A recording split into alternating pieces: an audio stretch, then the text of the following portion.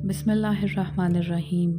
तमाम तर हम्द की महवर है वो ज़ात, तमाम तर सजूद की महवर है वो ज़ात, जो छुप जाए तो दुनिया उसे अल्लाह कहे, और जब जब ज़ाहिर हो दुनिया उसे अलीउल अज़ीम कहे।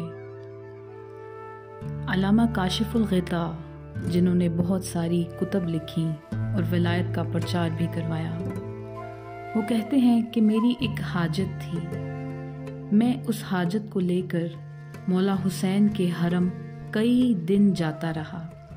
काफ़ी दिन गुज़र गए मगर मेरी दुआ कबूल ना हुई। मैं रोता रहा कि मेरी दुआ कबूल नहीं हो रही।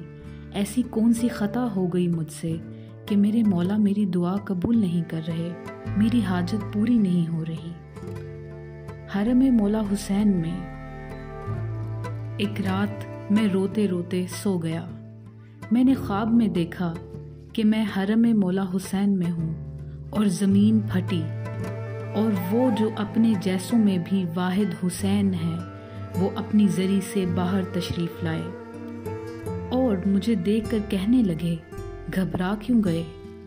कल सुबह जब तुम बेदार होगे तो अपने घर के दरवाजे की चौखट पर बैठ जाना। कुछ नौजवान मातम करते हुए नोहा पढ़ते हुए गुजरेंगे, उनमें से किसी एक को थाम लेना और उसका चेहरा पकड़कर आसमान की तरफ करना और कहना, परवरदिगारा तुझे हुसैन के मातमी का वास्ता मेरी दुआ कबूल कर ले। काशिफुल ग़िता ने अगली सुबह वैसा ही किया जैसा मालिक हुसैन ने उसे फरमाया था। वो अपने दरवाजे में बैठ गए और देखा कि नौजवान मातम करते हुए गुजर रहे थे। काशिफुल ग़िता ने फ़ौरन दहलीज से खुद को उठाया और उनमें से एक नौजवान के पास गए। बड़ी अकीदत से उसके चेहरे पर हाथ रखा और उसके चेहरे को आसमान की तरफ करके कहा, परवरदिगारा तुझे हुसैन के मातमी का वास्ता मेरी दुआ कबूल कर ले। वो कहते हैं 3 दिन भी नहीं गुजरे थे कि मेरी हाजत पूरी हो गई।